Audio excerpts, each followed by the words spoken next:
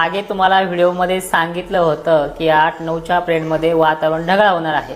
यामध्ये पावसाची शक्यता फारशी मोठी नाही, पण आज 8 एप्रिलला दुपारीच ढग जमा होऊ लागतील आणि ह्या ढगांमधनं मोठ्या आकाराच्या ढगांची संख्या देखील वाढणार आहे।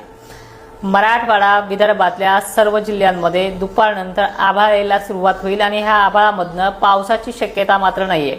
काही असे मोजके भाग आहे तिथे धारा वगैरे उतरू शकतात।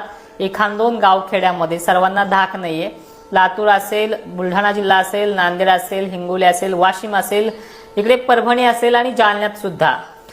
कारण सुद्धा असं आहे की डब्ल्यूडीचं वातावरण एमपी मध्ये काही भागांना जोरदार ते अति जोरदार पावसाची नोंद घडणार आहे, ज्यामध्ये चिवंधारा, पुनासा, भिटूळ वगैरे भागांचा समावेश आहे। एकंदरीत अमरावती पासून उत्तरेस 150 ते 200 किलोमीटर अंतरावरती हा पाऊस सक्रिय होतोय।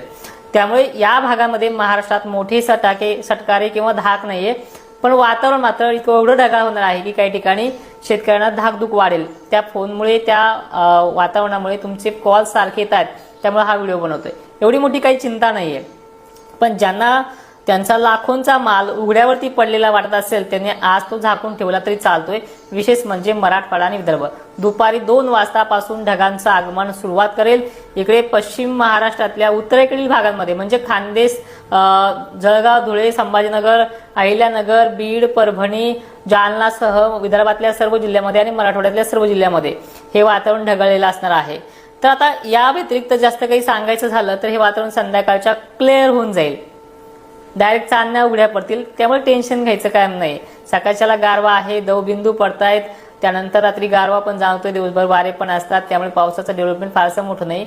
पण फक्त एवढं सांगण्याचं तात्पर्य एवढे की मराठवाड्यात आणि विदर्भामध्ये आभाळ मात्र खूप येईल। 4-2 तुड्याचा विषय आहे, मोठा विषय नाहीये।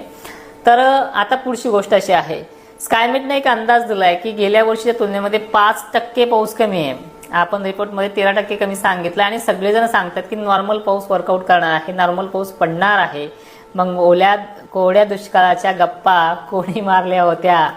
जानेवारीपासून जी भूमिका आपली होती तीच भूमिका ठाम आहे येणाऱ्या पावसाळ्याच्या शेवटपर्यंत। पण अनेकांच्या भूमिका बदलताना पाहतायत। कोणी म्हणत होतं आंब्याचा बहार, कोणी म्हणत होतं यंदा अल्निनो आहे। अल्निनो तर आहे, मी पण स्पष्टता सांगतो, पण अल्निनोची तीव्रता किती आहे? जे कोणी म्हणते जून जुलैमध्ये चांगला पाऊस पडेल, नंतर सप्टेंबर नंतर कमी पडेल, कोणी म्हणते जून जुलै कमी आहे, नंतर सप्टेंबरला जास्त पडेल। तर या व्यतिरिक्त सगळ्यांना सांगू इच्छितो की मान्सूनचा अजूनही 100% 100% अंदाज कुणालाच लागत नाहीये। तुम्हाला एक प्रामुख्याने सांगतो की दरवर्षीप्रमाणे आपला एकही रिपोर्ट जवळपास 4 वर्ष आले रिपोर्ट काढतोय, एकही रिपोर्ट फेल गेलेला नाहीये। मान्सून परतीचा प्रवास सुद्धा तुमच्या विहीर भरण्यापुरता, हिवाळा भरण्यापुरता आहे। सगळ्यांची खळेदळे होतील, सगळ्यांच्या घरात शेतमाल येईल वगैरे वगैरे गोष्टी आहे। पण दुष्काळ नावाची गोष्ट वारंवार करणाऱ्याला ह्या वर्षी चपराक मात्र नक्की मिळेल। जूनचा कालावधी असेल, जुलैचा कालावधी असेल, या कालखंडामध्ये आमचा शेतकरी 50-60 वर्षापासून, कोणी 20 वर्षापासून, 25 वर्षापासून शेती करतोय, पण त्यांना माहिती आहे जून जुलै म्हणजे निव्वळ वाऱ्याचा महिना आहे। पहिल्या 2 आठवड्यात पाऊस झाला तर ठीक आहे, नाहीतर 15-16 जून पासून आभाळ येते, थंड वातावरण सुरू होते, पाऊस बारीक सारीक पडते, पेरण्या होत नाही लवकर, काही मागे पुढे होतात, पण पेरणी होते। जुलैच्या शेवटच्या पहिल्या आठवड्यापर्यंत तरी पेरणी होते। तर सेम कंडिशन ह्या वर्षी आहे, त्यामुळे घाबरले जाऊ नका। 93% गेल्या वर्षी आपल्या प्रयोगशाळेने काढले होते, ह्या वर्षी फक्त 10-12% कमी निघलेत आणि 2024 इतका यंदाचा पावसाळा आहे। अल्निनो किंवा लानिनो ह्याची प्रभावी क्षमता आपल्या भारतावरती अशी पडते, पाऊस कमकुवत होतो, पण जो काही लॉंग टर्म असतं गोष्टी, म्हणजे उदाहरणार्थ दिवाळीच्या आतमध्ये आवरून घेणं, यावर्षी दिवाळीच्या पुढे सुद्धा गेला, हे लानिनाचं कर्तृत्व आहे।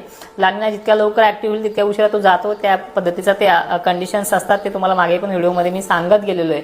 पण ह्या वर्षी काय होणार आहे, दिवाळीच्या अगोदर वातावरण हे आटोपतं घेईल, ठीक आहे, पण त्याच्याही अगोदर ढगफुटीसारखे संकेत, पावसाचा जोरदार प्रमाण हे देखील राहणार आहे। फक्त वितरण जे आहे पावसाचं एक समान राहील, म्हणजे सगळीकडेच मुसळधार पडेल असं काही नाही। काहीला 4 दिवस उशिरा पडेल, एखाद्याला 1-2 आठवडा उशिरा पडेल, एखाद्याच्या विहिरीला लवकरच पाणी येऊन जाईल, एखाद्याला 1 महिना पण पाणी यायला लागेल, काहींना ऑगस्टमध्ये वळणं भरतील, काहींचे जो सप्टेंबरमध्ये वळणं भरतील, असा याचा पूर्णपणे शेड्यूल आहे। तुम्ही फक्त चिंता करू नका। ह्या वर्षी जून जुलैमध्ये एकाचे पितळ आपल्या प्रयोगशाळेकडनं उघडे पाडण्यात येईल आणि